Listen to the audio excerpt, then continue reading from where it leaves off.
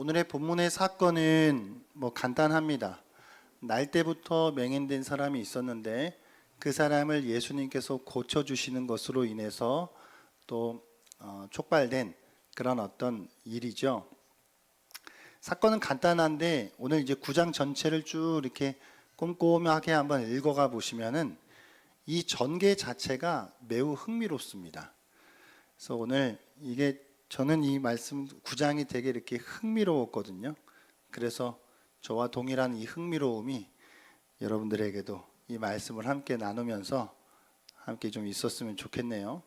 어쩔 수 없이 좀 이 사건의 전말을 한번 좀 우리가 살펴볼 필요가 있기 때문에 줄거리가 좀 어떤지 같이 한번 쭉 풀어가면서 좀 보도록 하겠습니다. 이 9장을 시작하면은 이제 예수님께서 한 사람을 보시는데 아까 말씀드렸듯 태어날 때부터 보지 못하는 사람이었어요. 예수님이 그 사람을 보십니다. 그를 먼저 본 거는 예수님이죠. 그 사람은 예수님을 볼 수 없었어요. 사실 아무것도 볼 수 없었습니다. 사실 이것이 우리의 모습이죠.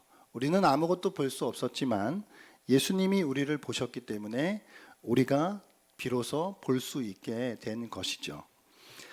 그 사람을 보신 예수님, 그리고 그 옆에 있었던 제자들, 이 제자들이 예수님께 질문을 하는 거예요.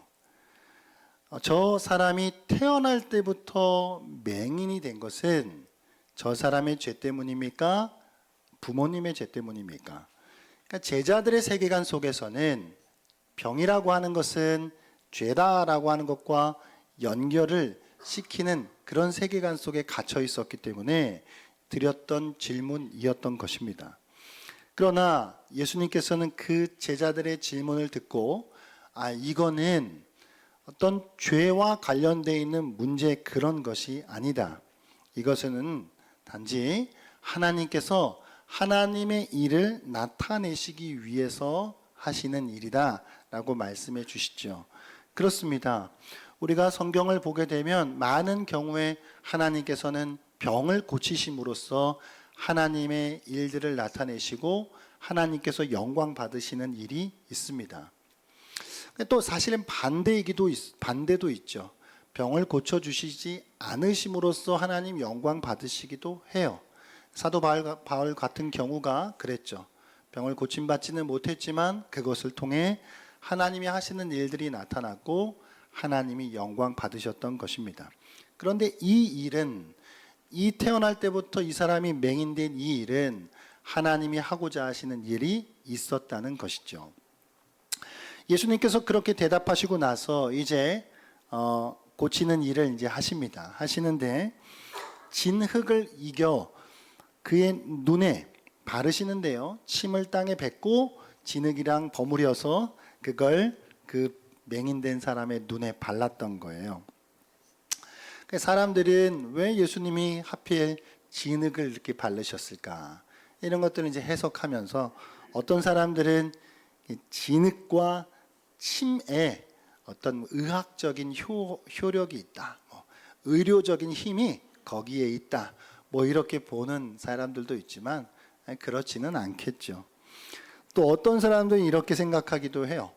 이제 진흙이라고 하는 것이 창조의 의미를 담고 있다. 그래서 사람을 흙으로 빚어서 만드신 그 하나님이 진흙이라고 하는 걸 또 창조의 어떤 그런 걸로 그 사람의 눈을 그렇게 고치신 것이다. 그렇게 보기도 하지만 사실 그렇지는 않겠죠. 진흙이라고 하는 것에 침이라고 하는 것에 어떤 능력이나 효험이 있었다라기보다는 마치 그 옛날 기드온에게 하나님께서 양털 시험을 통해서 눈에 보이는 무엇으로 그의 믿음을 북돋우셨던 그 하나님께서 이 맹인에게 눈에 보이는 어떤 장치를 통해서 그에게 믿음을 또 불러일으키도록 도우셨던 것이 아닐까라고 생각하는 것이 더 옳아 보입니다.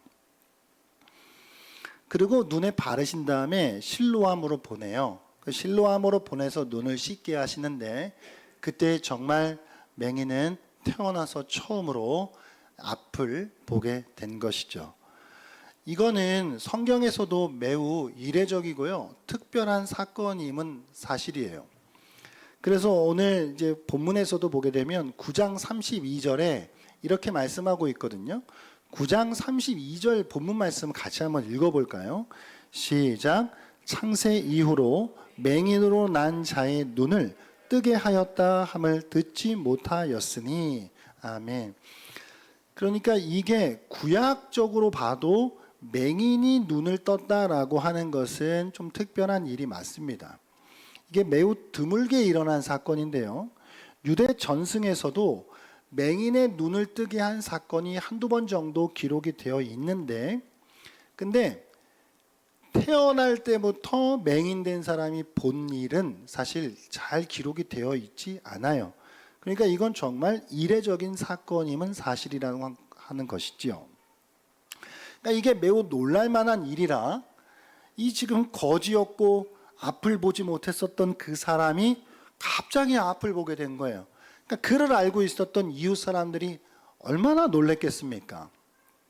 놀랬고 이 지금 고쳐진 거가 놀라는 일이고, 또 한 가지 여기서 문제가 조금 더 복잡했던 건 이 일이 일어난 날이 안식일이었다라고 하는 것이죠. 그러니까 벌어진 일도 놀라운데 이것도 잘 해석이 안 되는데 이게 또 안식일에 일어났으니까 이 사람들이 생각할 때는 이걸 도대체 우리가 어떻게 받아들여야 하는가, 이게 지금 잘 어려운 문제잖아요. 그러다 보니 이들은 이 사람을 바리새인에게로 데려가기로 해요. 그러니까 당시에 이제 바리새인들은 어떤 율법과 관련되어 있는 그런 부분들에 있어서 해설을 해주는 그런 선생님들이라고 평가가 되었기 때문에 이 사람들도 마찬가지로 이건 우리가 판단할 수 있는 문제가 아니다. 그래서 바리새인들에게 조언을 얻고자 데리고 가는 것이죠. 바리새인들에게 데리고 갔더니 바리새인들이 이제 그 맹인되었던 사람에게 묻는 거예요. 야, 넌 도대체 어떻게 보게 됐냐? 라고 이제 묻습니다. 그러니까 그 사람이 있는 그대로 얘기하는 거예요. 예수라고 하는 사람이 진흙을 내 눈에 바르니까 내가 씻고 보았습니다. 라고 그렇게 답합니다. 그 사람이 이제 답을 듣고 나니까 이건 팩트예요, 지금. 팩트니까 입장이 두 개로 나뉘는 거예요. 바리새인들의 입장이 두 개로. 한쪽 입장은 이런 거예요. 이게 지금 눈이 났다 안 났다 이거는 별로 중요한 문제가 아니야. 지금 이 일이 안식일에 이 일을 행했다라고 하는 것 자체가 이거는 그냥 이미 틀린 일이야 라고 그렇게 딱 규정을 하고 판단을 했던 이제 부류죠. 그러니까 그도 그럴 것이 일부 바리새인들의 입장에서 볼 때는 안식일 규정 그런 어떤 아래에 한 두 가지 정도가 좀 벗어난 일이었던 것이죠. 그들의 안식일 규정에 의하면 생명 자체가 정말 위험에 처하게 된 경우를 제외하고는 치료하는 일을 금했단 말이에요. 근데 여러분 이거는 안 보이는 게 참 큰일이긴 하지만 죽는 일은 아니에요. 당장 죽는 일은. 그러니까 당장 죽는 일은 아닌 이 일을 고쳤다라고 하는 건 그들의 율법에서 지금 뭔가 벗어난 일을 했다라고 하는 것이죠. 게다가 이제 반죽한다라고 하는 것도 안식일 그에 해서는 안 될 일로 그렇게 범주가 되어 있었었는데 바리새인들이 예수께서 침과 진흙을 버무려 가지고 반죽을 만들어서 발랐다. 아마 이것도 그들이 볼 때는 영 마음에 안 들 수 있는 그런 일이었을 수 있다는 것이죠. 그러니까 율법을 어겼으니까 고로 그 다음 논리는 이건 하나님께서부터 보낸 사람이 될 수가 없다라는 또 그 다음 결론이 나오는 것이죠.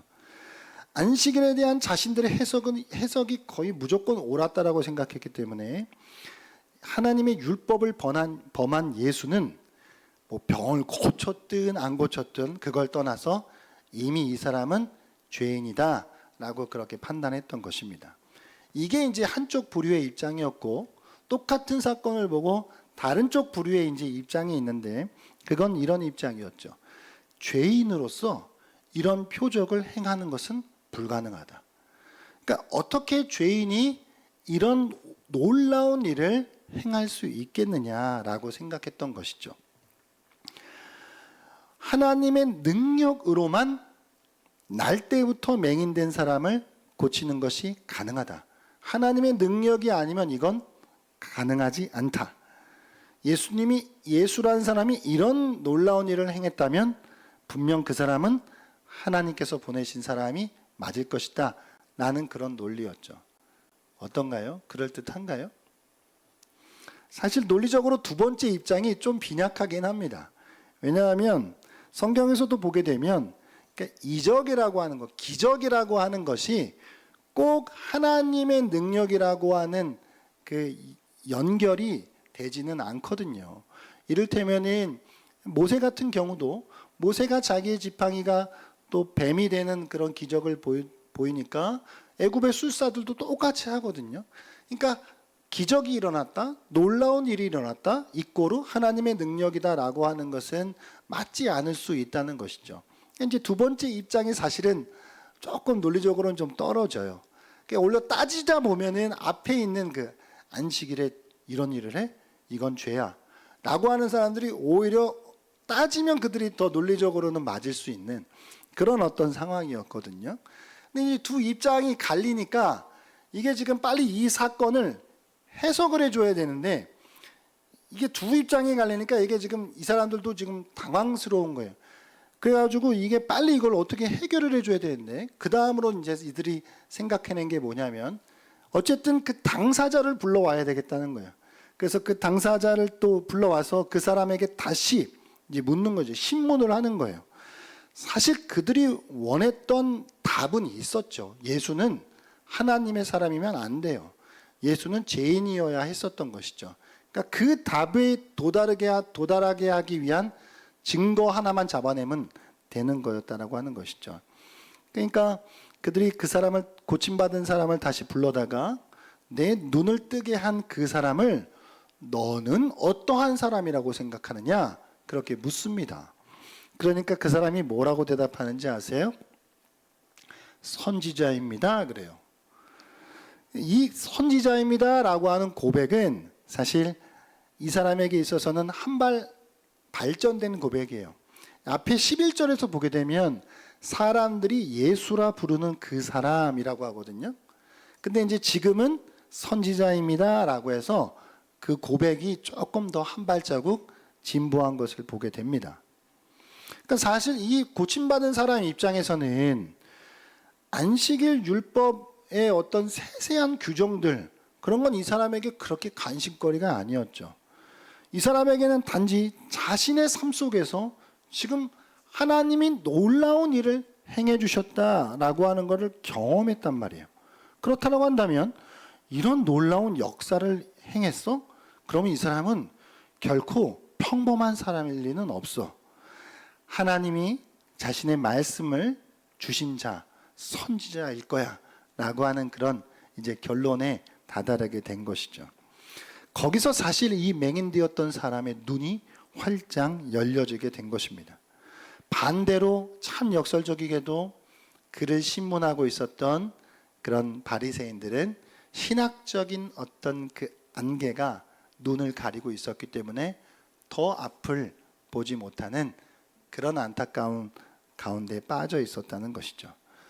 그러니까 이제 선지자입니다라고 하니까 또 여기서도 답이 안 나오잖아요. 이게 재미있으셔야 되는데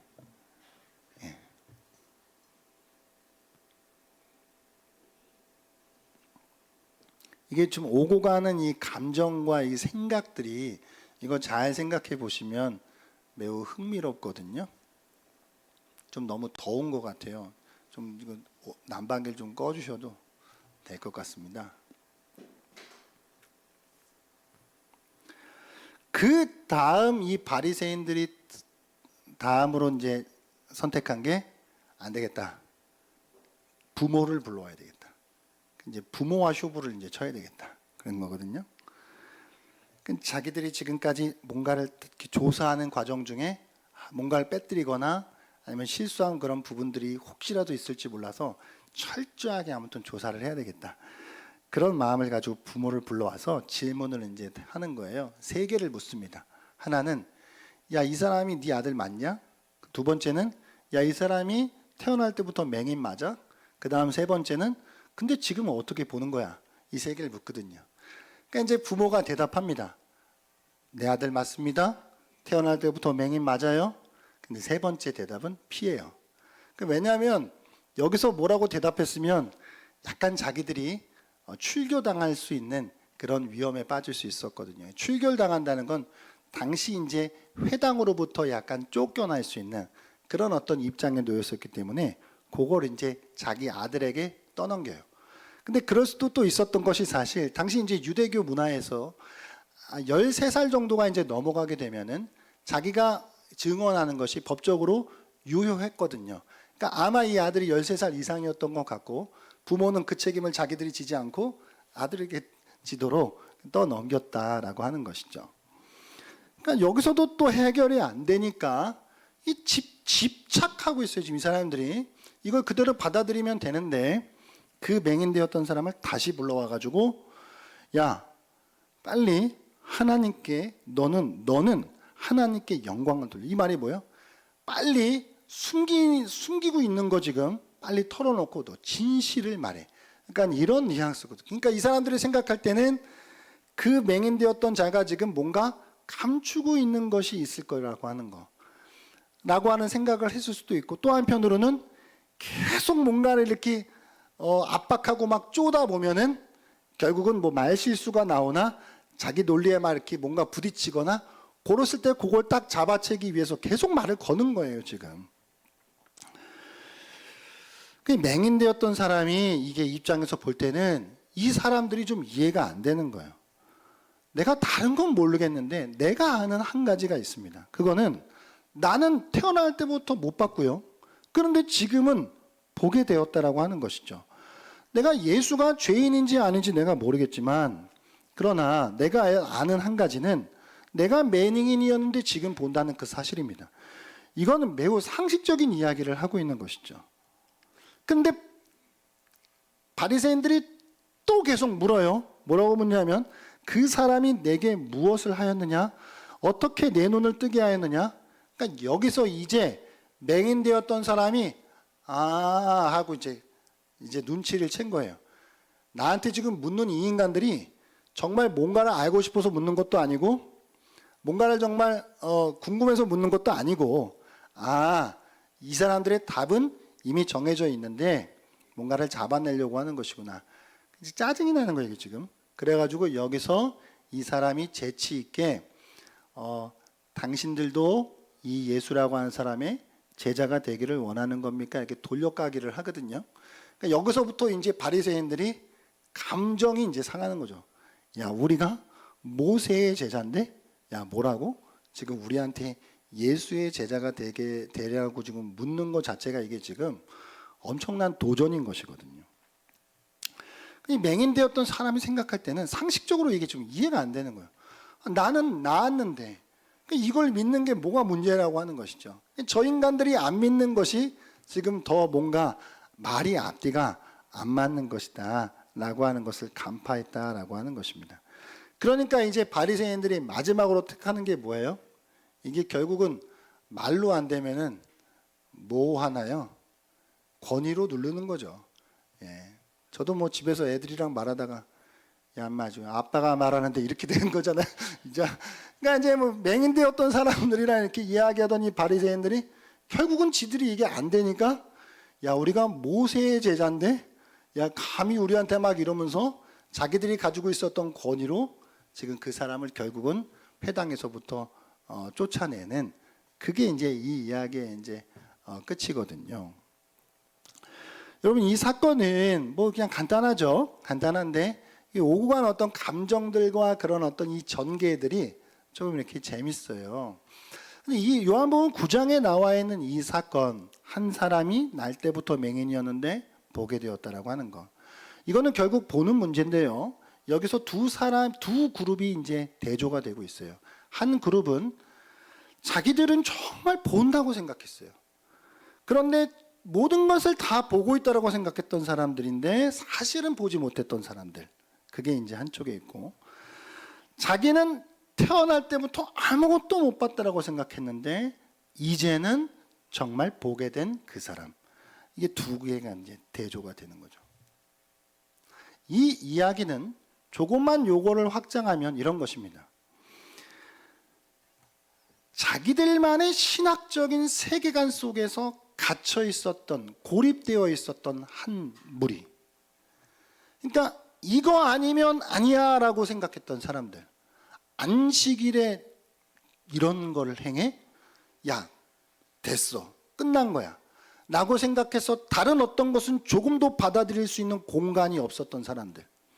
다른 한편으로는 내가 다른 건 모르겠는데 내가 예수님을 직접 만났고 예수님을 통해서 내 눈이 뜨여져서 내가 이제 예수님이 나를 고쳐주시는 놀라운 이적을 보게 되었다는, 경험하게 되었다라고 하는 사람. 이 두 개가 또 대조되고 있는 것이거든요. 요한복음을 보게 되면 이제 이적이라고 하는 말보다 이렇게 표적이라고 하는 말을 많이 사용하거든요. 이제 표적이라고 하는 말은, 그러니까 이적은 그냥 이렇게 기적, 대단한 일, 놀라운 일 이런 걸 이적이라고 하고, 표적은 그 놀라운 대단한 일이 목적이 있는 거예요. 믿게 하는 거. 믿게 하려고 기적을 베푸는 것. 이걸 갖다 이제 표적이라고 하는데, 그러니까 요한복음에 이런 나타난 기적들은 다 표적이죠. 예수님이 누구신가? 예수님이 어떠한 분이신가? 라고 하는 것을 나타냄으로써 그를 믿게 하기 위한 사건들이었다라고 하는 것입니다. 요한복음 9장의 이 치유 사건, 이 표적 사건은요, 이게 사실은 신학적인 논쟁이 핵심이 아니에요.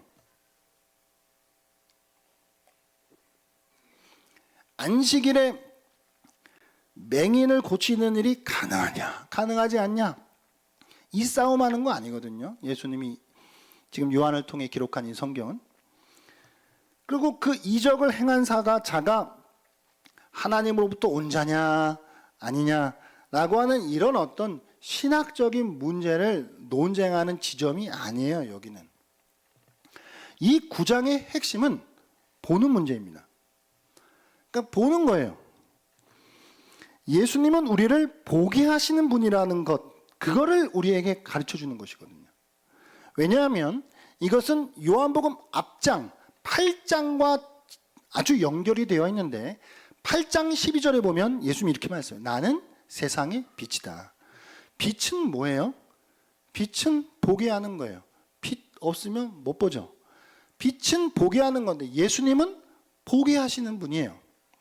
그러므로 이 9장의 치유 사건은 예수님은 우리를 보게 하시는 분이시다 라는 것을 우리에게 가르쳐 준다는 것입니다.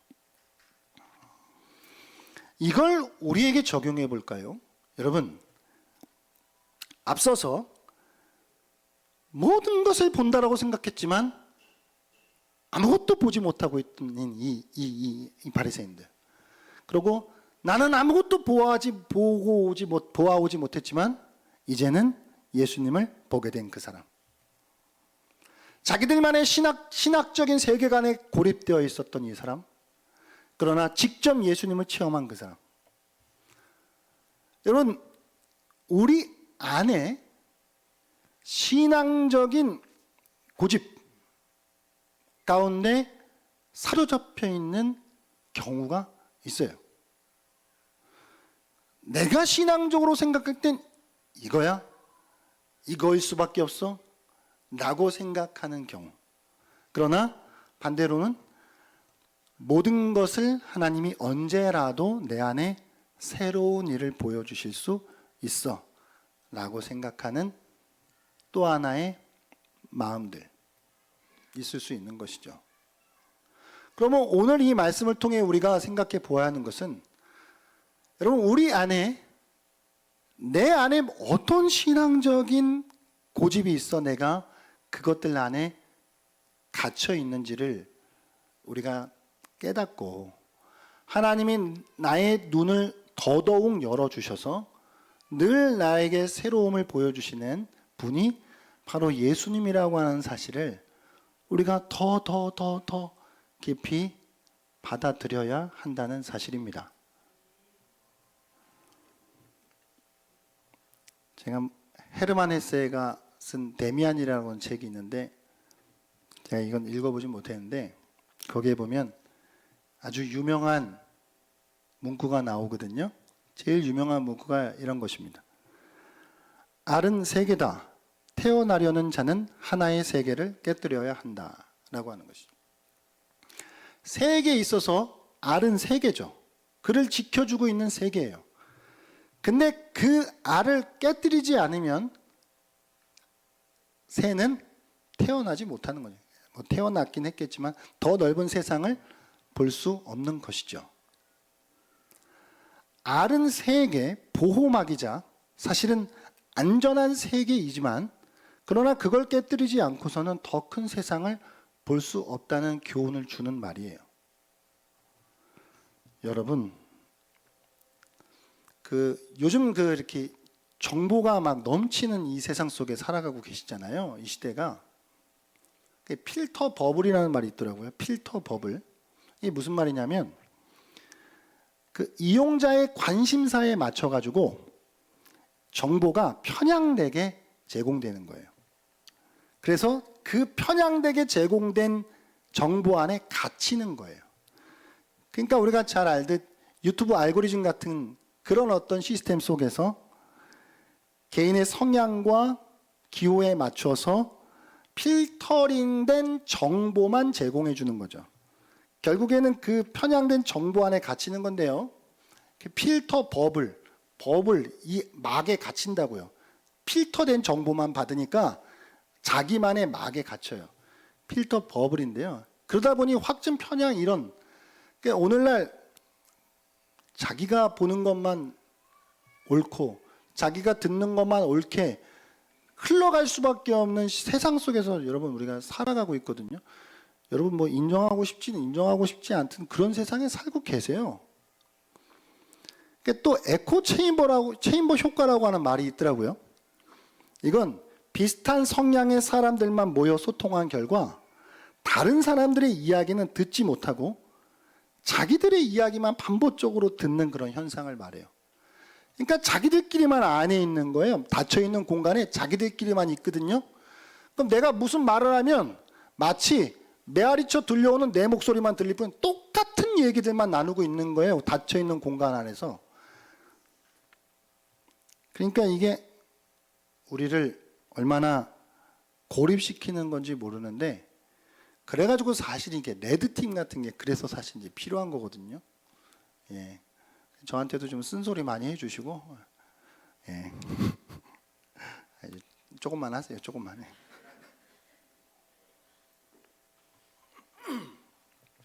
그렇다면 오늘 말씀을 생각하면서 우리가 내가 깨뜨려야 하는 알이 있다라고 하는 것을 여러분 우리가 인정해야 돼요.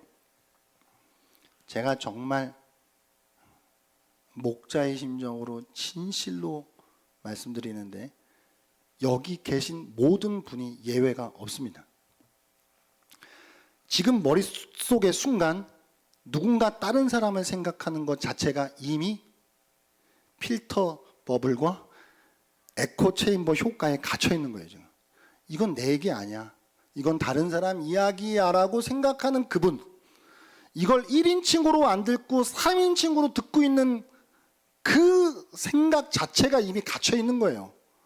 이거 내 이야기로 안 들으면 이미 끝은 아니고 이미 거기서부터 좀 심각한 거예요. 지금 우리 모두 누구도 예외될 수 없습니다.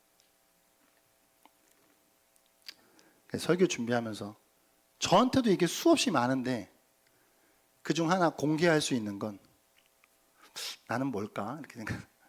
나는 가오네. 그래서 제가 맨날 이렇게 가오 그러거든요. 내가 깨뜨려야 할 알은 가오구나. 사실 그것만 있는 건 아닌데. 예. 그러니까 다른 건 이제 뭐 너무 창피해서 공개할 수가 없고. 예. 그러니까 우리 모두가 깨뜨려야 할 알이 있다라고 하는 것인데 나의 가치관, 내가 중요하다고 생각하는 그 무엇, 내가 어떠한 일을 풀어나가는 어떠한 방식들, 내가 사람을 대하는 나의 태도, 고정관념, 편견, 내가 가정에서든지 교회에서든지 어떤 사람에 대한 나의 생각들, 이런 모든 것들이 사실은 나의 알이 될 수 있어요. 그러니까 어느 지점까지는 그게 나를 지켜줄 수 있는 것들이 있겠지만 어느 순간 깨뜨려야 되는 그런 부분들이 필요하다라고 하는 것. 한번 그렇게 생각하면 도무지 바뀌어지지 않는 우리의 관점들, 이게 신앙으로 연결이 되면 머리가 아파져요, 진짜.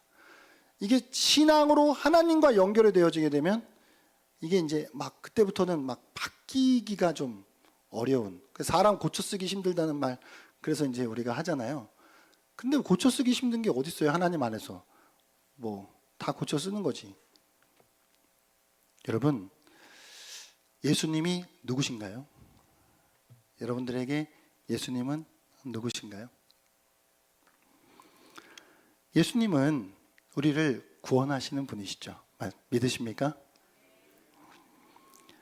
예수님은 우리에게 구원을 주시는 분이십니다. 영적인 소경되었던 우리의 눈을 뜨게 하시고 하나님을 보게 하시는 분이 예수님이죠.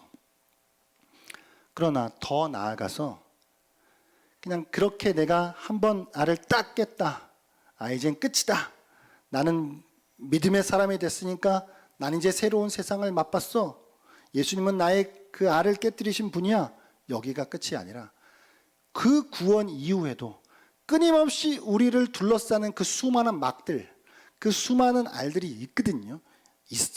있다고요. 그걸 우리가 깨뜨리는 작업을 우리는 수없이 해 나아가야 합니다.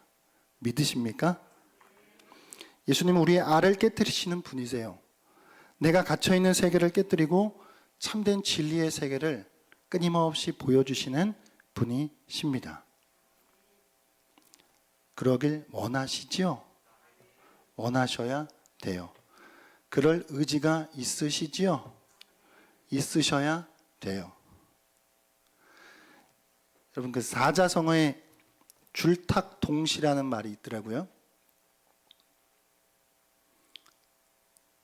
병아리가 부화하려면 21일 정도가 걸린다고 하네요. 3주. 근데 이놈의 병아리가 이렇게 알 안에서 18일 정도가 되면은 이제 꿈틀꿈틀 대면서 엄마한테 이제 나 밖으로 나갈 때가 됐습니다 하고 안에서 이렇게 쪼은대요, 껍질을. 그러면 밖에 있는 엄마가 그 신호를 듣고 밖에서 같이 쪼아준답니다. 줄, 안에서 쪼고 탁, 밖에서 쪼는 것이 동시에 이루어질 때 알은 깨진다라고 하는 그런 뜻을 가지고 있는 한자인데요. 그러니까 이게, 근데 신기한 건 이놈의 병아리가 18일이 지났는데도 안에서 아무 신호가 없어. 그러면 엄마가요, 그냥 가만히 있는데요. 그냥 내버려 둔대. 그러니까 두들겨야 밖에서도 함께 두들겨 준다는 것이죠. 이게 신학적으로 좀 끌려갈 수도 있는데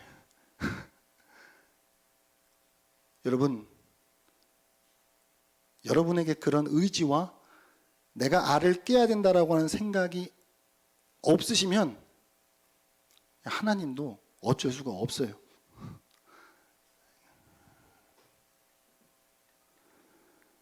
이건 새겨 들으세요. 하나님이 어쩔 수 없다는 이야기, 이거 신학적으로 문제되니까.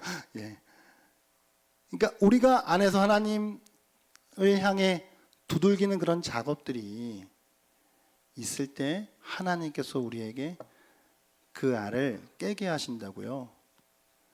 근데 나는 여기가 좋은데, 나에겐 뭐 변화가 필요 없는데, 그냥 여기가 좋사온이라고 하면 그냥 거기에서 계속 사는 거예요. 오늘 이 말씀을 통해 예수님이 이 땅에 오셔서 우리의 구원자가 되셨습니다. 뿐만 아니라 그 예수님은 지금도 구원받은 하나님의 백성들에게 갇혀 있을 수 있는 그 알을 계속 깨뜨리셔서 더 넓은 것을 보게 하시고 더 놀라운 것을 보게 하시고 더 기이한 것을 보게 하시는 분이십니다. 이 눈이 우리에게 열려짐으로 예수님이 우리에게 더욱 보게 하시는 분으로 다가오시는 그런 이 성탄 되실 수 있기를 주의 이름으로 축복합니다.